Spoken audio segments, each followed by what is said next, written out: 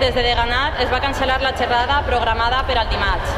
organitzada junt amb el BDS, argumentant que la facultat no era el lloc adequat i que era un moment delicat a causa de recents atemptats a París.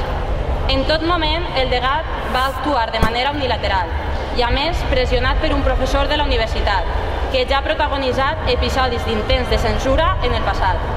Des de l'ADR ens hem manifestat que estem profundament indignats per la censura sofrida i igualment decebuts amb ells.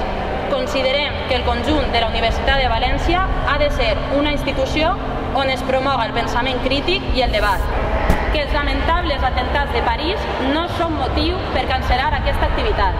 Des de l'ADR condemnem tant l'assassinat de civils a París com els bombardejos i atacs militars sistemàtics que l'Estat d'Israel exerceix sobre el poble palestí des de fa dècades i que en cap moment estem disposats a organitzar aquesta xerrada sense la participació del BDS,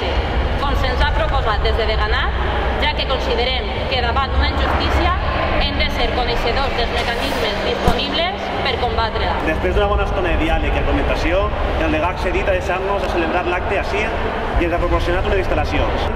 Volem mostrar el nostre profund agraïment a les diferents associacions d'aquesta facultat, als sindicats d'estudiants i a totes les persones que a títol individual es van recolzar de diferents maneres en aquesta lluita, ja que sense ells no hauria estat possible celebrar aquest acte ni tampoc aconseguir que el deganat cedira. Aquesta no ha estat una victòria de portes tancades, sinó que és una victòria de tots